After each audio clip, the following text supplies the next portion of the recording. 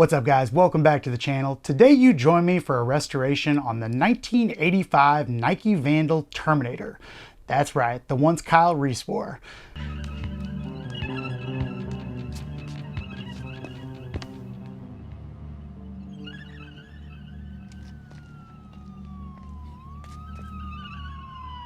So what we're gonna do is give these a good deep cleaning inside and out. And generally speaking, I would throw these in the washing machine, but since they're 36 years old, not gonna do that. After we get them clean, we're gonna actually re-dye the uppers and make sure they're completely black. We're gonna deoxidize the sole, and then we're gonna rock these because they are my size. That's right, these are the ones we got from Japan. They were like $100, I think, but they've seen better days. What I'm talking about is they've got these little specks all over. It looks like they've lost their color. The black's completely faded. The soles are oxidized. Well, these are gonna be a lot of work, but trust me, it's gonna be worth it because I'm going to rock these like crazy and I can't wait to get them on feet. For those of you that are new, this is Vintage Kicks Gallery.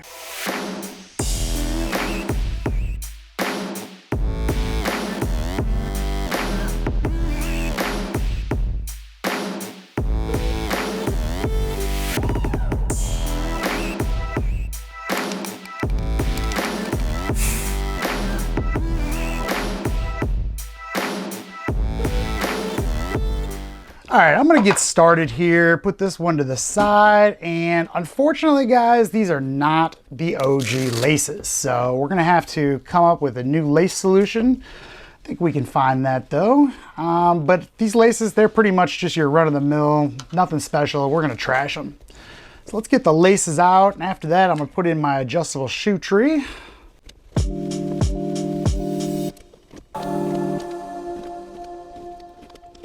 All right, now that these laces are out and heading to the garbage, we're gonna put it in the adjustable shoe tree. And what this is gonna do is kind of remove some of those creases, regain the shape, and well, just keep everything safe when we clean it.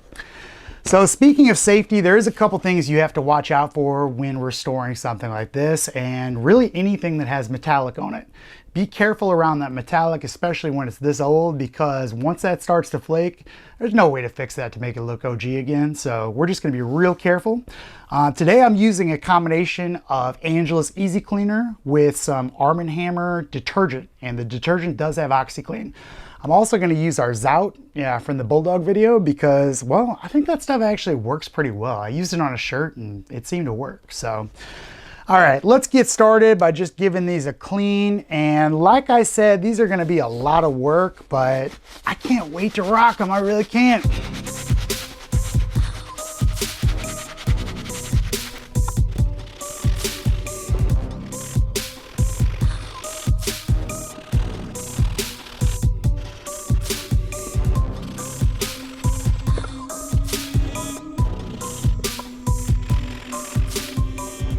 All right, now that the surface stuff's off, we're gonna go ahead and spray this out all over them. And generally you wanna give stain, I guess we'll call them pullers or stain repellent, whatever that you call these things.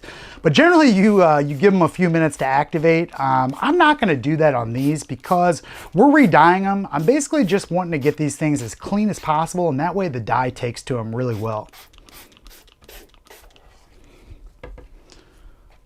All right, now it's time to get the rotary going and really do some work.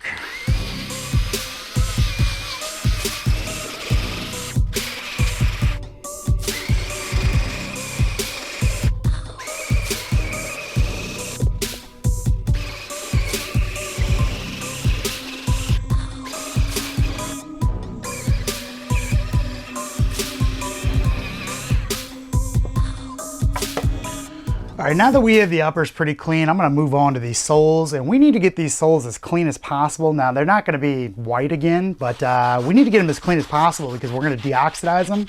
And if you don't get these things really, really clean, when they deoxidize, they're gonna be all blotchy, and we kinda don't want that.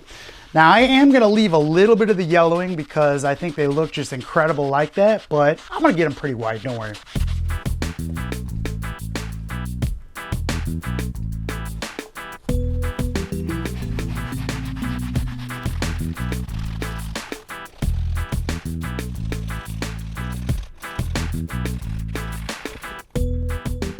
All right, now that the tops and the bottoms are clean, we need to rinse these things, and I'm not going to show you the rinsing clip again because we all know what happened last time, but it's really important to rinse when you're going to dye a shoe, especially a canvas one, because if you don't get the cleaning solution completely out of there, the dye is going to not take to it and it's going to be a bad experience.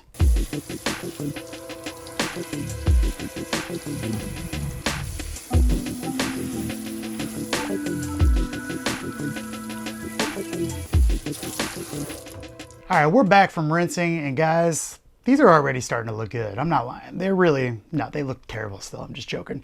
But what we need to do now is put this to the side, and we're going to move on to the strap. Now, these straps can be kind of tricky. As you can see, this one's already starting to lose its stitching. We're probably gonna glue that thing back down, but what you have to really be careful of is the Velcro area when you clean these, but also you really gotta pay attention to that Velcro area because it gets all this little lint and felt and stuff in there and dirt, and it's just not a good look. So the goal is to bring back that Nike sign as best we can, and that probably means we're gonna have to iron these things before it's all said and done.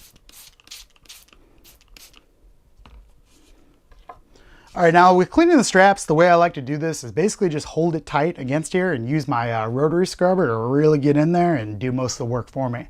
Link in description below.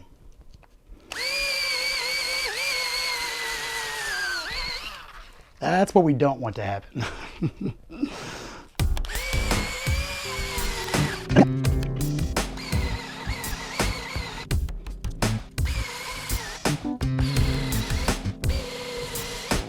All right, as usual, I've made a big mess. So it's time to go rinse this, and this time you guys are not going along with me, but I will be right back. So the plan now is to get this upper ready for the dye, and we're gonna apply that dye with an airbrush.